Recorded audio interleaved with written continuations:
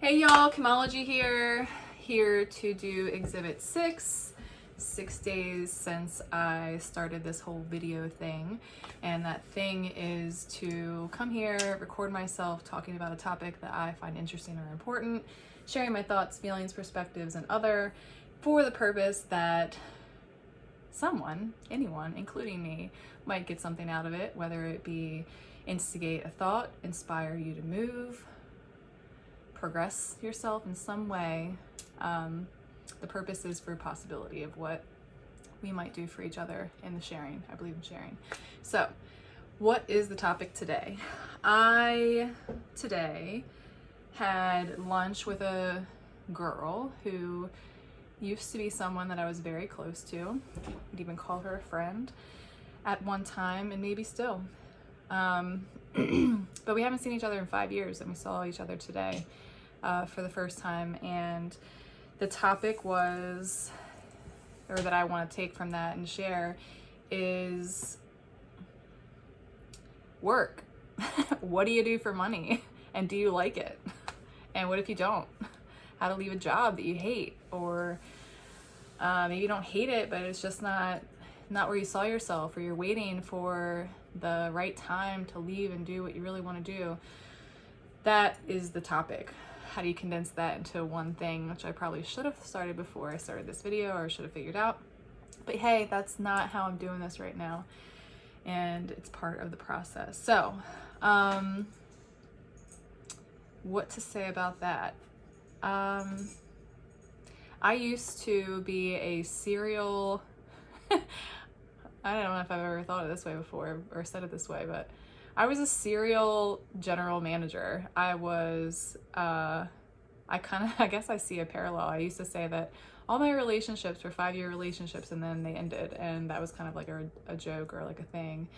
It'll be in the book. But I see it now too. I guess I had a pattern of I would be with companies for about 10 years and then not. And I guess that only happened twice, and there was stuff in there, so probably not true. Anyway, I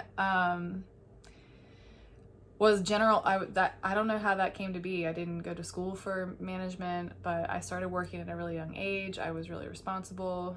I took my work really seriously. I was the kid who had a summer job and never took any time off, and worked 16-hour days when she was 16 years old. And wherever all that came from, I became a Jill of all trades and was proud of it, a workaholic. And the last time I worked a real job like that, I was there. I quit shy of my 10-year anniversary, and it was one of the best things that I've ever done, or has ever happened to me, or whatever language goes there. And so I had lunch today with a girl who was part of that era of my life, and we hadn't talked about my quit. And thanks to having that discussion, I got to visit some things I hadn't thought of in a while, and be affirmed about some things, or disconfirmed about other things, or whatever it was.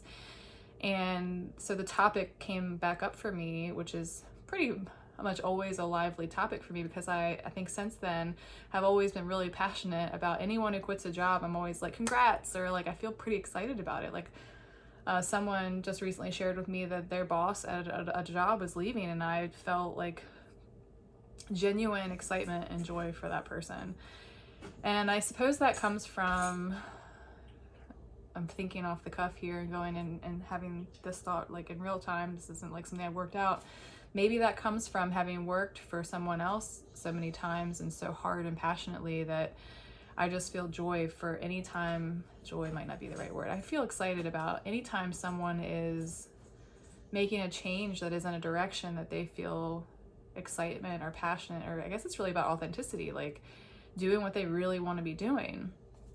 And I guess I see it as there's so much fear or concern or hesitation around making those kinds of transitions. Like it's classic, like when is the right time type stuff. I think jobs and babies, everyone always thinks there's going to be a right time for that stuff, and I don't think there is. And I think that one of the ways I've come to think about it is a lot of times it seems, or there are a lot of, if you look around, you've probably heard a story, someone got fired and then like the best thing that ever happened to them. sometimes it's a quit story, but a lot of times it's a fire story. Like they got fired or let go or whatever it is, and then they do their thing. It's pretty lesser common for someone to say I quit and then like figured it all out or got my life back or did this cool thing. And I think it's because we're usually afraid to do that for ourselves. We won't do it for ourselves, so if it's done to us, we will figure it out. But whatever it is that goes with, like, I'm going to do that myself, must be immobilizing. Lots of people have approached me over the years who are remotely familiar with my story or not familiar with my story and just wonder what the hell I do for money, ask about my story, and it's coming from a place of I'd like to do that, or I can't do that because I'm not like you. I have a family and you don't, meaning babies and kids. We all got family. But you don't have kids and I do, so I can't do what you did because I have these bigger, harder, more expensive responsibilities, or whatever it is. And all these things are factors, and I still am passionate about, and this goes back to Exhibit 4 about don't do shit you don't want to do. So it's a great continuation of the topics that I've started discussing. If you're in a job that you're doing for the money and it's sucking the life out of you in any place on the spectrum, whether it's a little or a lot, and you feel it that way or you see it that way,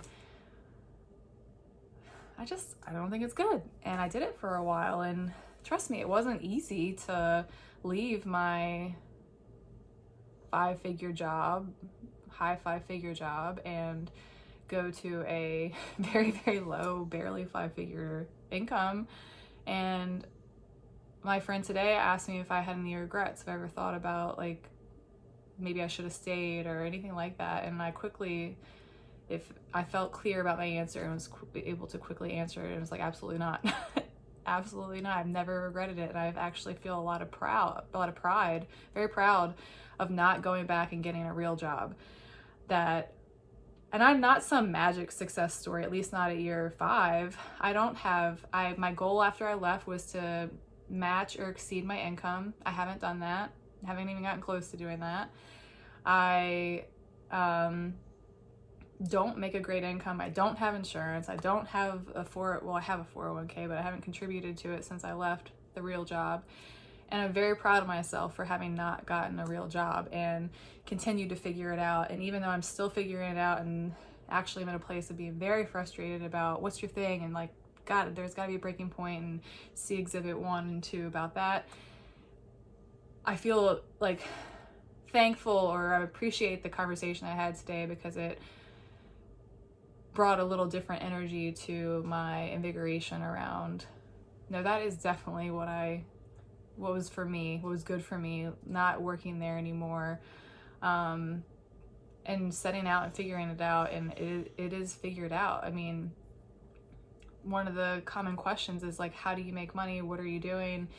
And it's not that I have it all figured out and I'm making a significant or even like acceptable income sometimes, and it still works out. Like, I don't know how else to say that, and it sounds woo-woo-y and leap and the net will appear and all that shit, and maybe it does, because I don't say that line, but I do say that it's never going to be the right time and you're always going to figure it out. I do think that. So, authenticity, not doing things you don't want to do, needs versus wants, and jobs. Maybe you don't want to love your job. Maybe you're not the kind of person that really needs to like love your job. I was that kind of person, and I always loved my job. And there got to be a point where I wasn't loving my job anymore, and that point progressed to don't work that job anymore. And then my whole thing out of that was, if you're going to sell yourself, like if you're going to work your ass off for someone else's business, why can't you work your ass off for your own business? And while I still have stuff about figuring out what the hell my business is, Kymology is my business, and that business ain't making a lot of money right now, but I'm a happy human. I am good about my decisions. I don't do things I don't like to do.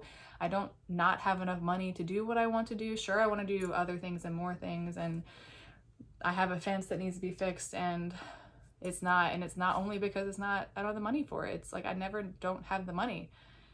And it's all perspective. And I do feel for when people talk about jobs they hate, and I think it's a big suck. Like, it sucks the life out of people, and it doesn't have to be that. You don't have to love your job, but if it's sucking the life out of you, or any expression that is like that, you gotta do something, man. That's not good. So that's what I got to say today. It's about work and loving your work, or not doing things you don't hate. The job part of that, though, and figuring that out for yourself. You don't have to be a person who's all in on their job and it has to be a fulfilling job. But if you are that kind of person, or if you're that person and you hate it, you got to figure that out. And that whole like it's gonna be a better time to do it thing may not come until they do it for you. But what if you were the one that did it for yourself? What would that be like? What stood out? What do you think? What questions do you have? Likes, dislikes? What do you got? Put something down there, and ciao for now.